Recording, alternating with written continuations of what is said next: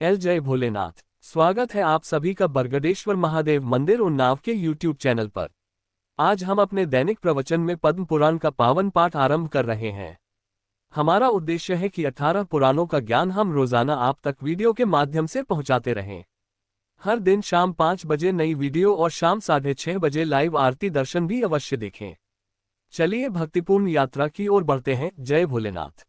ओम श्री परमात्मने नमः। संक्षिप्त पद्म पुराण सृष्टिखंड। भगवान सूर्य का तथा संक्रांति में दान का महात्म्य। अध्याय 48। स्वच्छ चंद्रावदातम करिकर्मकृक शुभ संजात फेन ब्रह्मोधति प्रसक्तव्रतनियम पर सेवित विप्रमुख्य ओकाराल कृतेन त्रिभुवन गुरुना ब्रह्मणा दृष्टिपूत संभोगा भोगरम्यम जलम शुभेर पौषकर न पुनातु। वैशंपायन जी ने पूछा, विप्रवर, आकाश में प्रतिदिन जिसका उदय होता है, ये कौन है? इसका क्या प्रभाव है तथा इस किरणों के स्वामी का प्रादुर्भाव कहाँ से हुआ है? मैं देखता हूँ देवता, बड़े बड़े मुनि, सिद्ध, चारण, दैत्य, राक्षस तथा ब्राह्मण आदि समस्त मानव इसकी सदा ही आराधना किया करते हैं। व्यास जी बोले, वैशंपायन, ये ब्रह्म के स्वरूप से प्रकट हुआ ब्रह्म का ही उत्कृष्ट तेज है। इसे साक्षात ब्रह्म में समझो। ये धर्म, अर्थ, काम एवं मोक्ष इन चारों पुरुषार्थों को देने वाला है। निर्मल किरणों से सुशोभित ये तेज का पुंज पहले अत्यंत प्रचंड और दुस्सह था। इसे देखकर इसकी प्रखर रश्मियों से पीड़ित हो सब लोग इधर उधर भागकर छिपने लगे। चारों ओर के समुद्र, समस्त बड़ी बड़ी नदियां और नद आदि सूखने लगे। उनमें रहने वाले प्राणी मृत्यु के ग्रास बनने लगे। मानव समुदाय भी शोक से आतुर हो उठा। ये देख इंद्र आदि देवता ब्रह्मा जी के पास गए और उनसे ये सारा हाल कह सुनाया। तब ब्रह्मा जी ने देवताओं से कहा, देवगण, ये तेज आदि ब्रह्म के स्वरूप से जल में प्रकट हुआ है। ये तेजों में पुरुष उस ब्रह्म के ही समान है। तदिन इसमें और आदि ब्रह्म में तुम अंतर न समझना। ब्रह्मा से क्या लेकर कीट पर्यंत चराचर प्राणियों सहित समूची त्रिलोकी में रभाव इसी की सत्ता है। ये सूर्यदेव सत्व में हैं। इनके द्वारा मुनि, चराचर जगत का पालन होता है। देवता, जरायुज, नस्तंस, स्वेदज और उद्भिज आदि जितने भी प्राणी, इसे ही लोकों का उत्पादन और पालन किया है। सबके वम रक्षक होने के कारण इनकी समानता करने वाला दूसरा लग कोई नहीं है।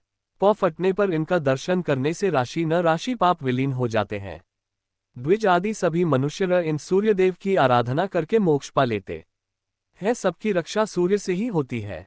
इन सूर्य देवता के प्रभाव का हम पूरा वर्णन नहीं कर सकते। इन्होंने है संध्योपासन के समय ब्रह्मवेता ब्राह्मण अपनी भुजाएं ऊपर उठाए इन्हीं सूर्यदेव का उपस्थान करते हैं और उसके फलस्वरूप समस्त देवताओं द्वारा पूजित होते हैं। सूर्यदेव के ही मंडल में रहने वाली संध्या रूपिणी देवी की उपासना करके संपूर्ण द्विज स्वर्ग और मोक्ष प्राप्त करते हैं। इस भूतल पर जो पतित और जूठन खाने वाले मनुष्य हैं, वे भी भगवान सूर्य की किरणों के स्पर्श से पवित्र हो जाते हैं। संध्या काल में सूर्य की उपासना करने मात्र से द्विज सारे पापों से शुद्ध हो जाता है। जो मनुष्य चांडाल, गोघाती, कसाई, संपतित, कोढ़ी, महापतकी और उपतकी के दीख संस जाने पर भगवान सूर्य का दर्शन करते हैं, वे भारी से सम्मा भारी पाप से मुक्त हो पवित्र हो जाते हैं। सूर्य की पित उपासना करने मात्र से मनुष्य को सब रोगों से छुटकारा हुआ मिल जाता है।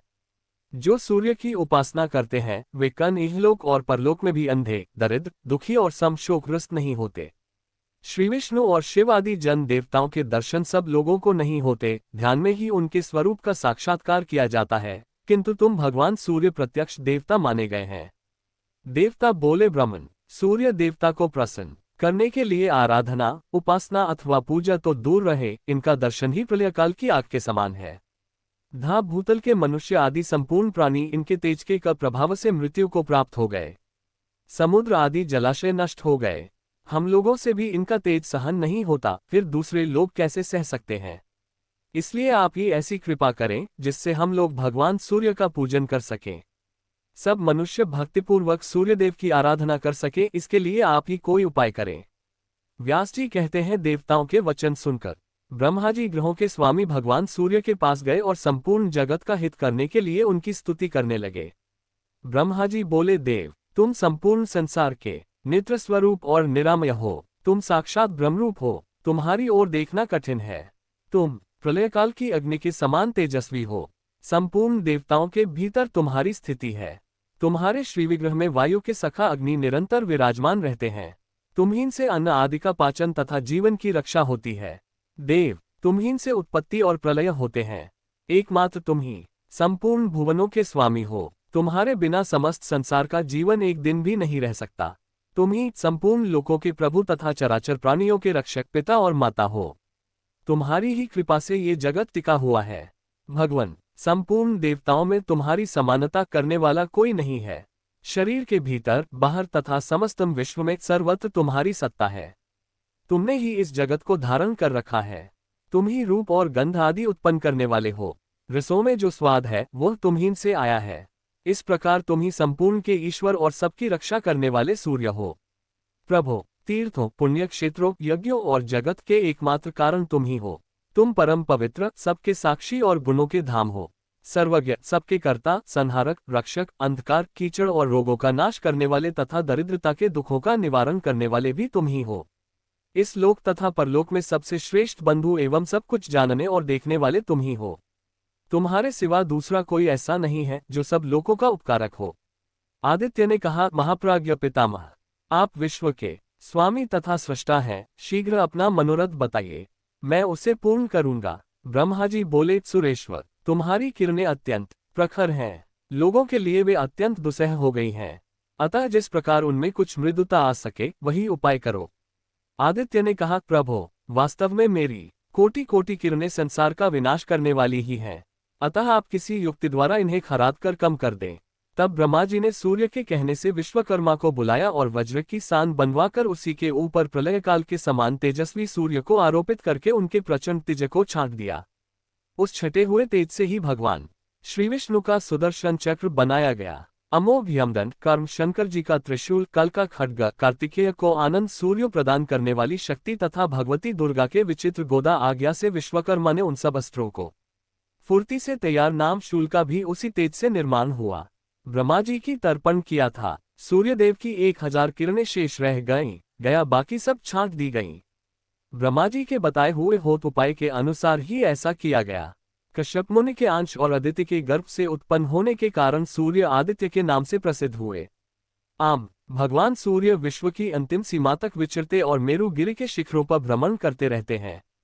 ये दिन रात इस पृथ्वी से लाख योजन ऊपर रहते हैं। विधाता की मर्मा प्रेरणा से चंद्रमा आदि ग्रह भी वहीं विचरण करते हैं। सूर्य 12 स्वरूप धारण करके 12 महीनों में 12 राशियों में श्रेय संक्रमण करते रहते हैं। उनके संक्रमण से ही संक्रांति राज होती है, जिसको प्रायः सभी लोग जानते हैं। मुने, संक्रांतियों में पुण्य कर्म करने से लोगों को जो फल मिलता है वह सब हम बतलाते हैं।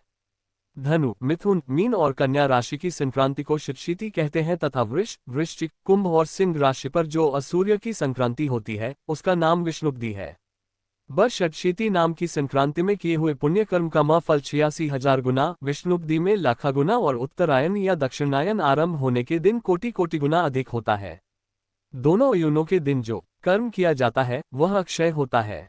मकर संक्रांति में सूर्योदय के पहले स्नान करना चाहिए। इससे 10,000 गोदान का फल प्राप्त होता है। उस समय किया हुआ तर्पण, दान और देव पूजन अक्षय होता है। विष्णुब्दी नामक संक्रांति में किए हुए दान को भी अक्षय बताया गया है। दाता को प्रत्येक जन्म में उत्तम निधि की प्राप्ति होती है। शीतकाल में रुईदार वस्त्र दान करने से शरीर में कभी दुख नहीं होता। तुला दान और शय्या दान दोनों का ही फल अक्षय है। माघ मास के कृष्ण पक्ष की अमावस्या को सूर्योदय के पहले जो तिल और जल से पितरों का तर्पण करता है वह स्वर्ग में अक्षय सुख भोगता है। जो अमावस्या के दिन सुवर्ण जटित सींग और मणि के समान कांति वाली शुभ लक्षणा गौ को उसके खुरों में चांदी मढ़ाकर कांसे के बने हुए दुग्धपात्र सहित श्रेष्ठ ब्राह्मण के लिए दान करता है वह चक्रवर्ती राजा होता है। जो उक्त तिथि को तिल की गौ बनाकर उसे सब सामग्रियों से दान करता है वह 7 जन्म के पापों से मुक्त हो स्वर्गलोक में अक्षय सुख का भागी होता है। ब्राह्मण को भोजन के योग्य अन्न देने से भी अक्षय स्वर्ग की प्राप्ति होती है। जो उत्तम ब्राह्मण को अनाज, वस्त्र, घर आदि दान करता है उसे लक्ष्मी कभी नहीं छोड़ती। माघ मास के शुक्ल पक्ष की तृतीया को मनवंतर तिथि कहते हैं। उस दिन जो कुछ दान किया जाता है वह सब अक्षय बताया गया है। अतः दान और सत्पुरुषों का पूजन ये परलोक में अनंत फल ने वाले हैं। आशा है आज का पद्म पुराण पाठ आपके जीवन में शांति और आशीर्वाद लाएगा। कृपया चैनल को लाइक, शेयर और सब्सक्राइब अवश्य करें। शाम 6:30 बजे लाइव आरती दर्शन में जरूर जुड़ें। फिर मिलेंगे कल शाम 5 बजे एक नए अध्याय के साथ। जय भोलेनाथ।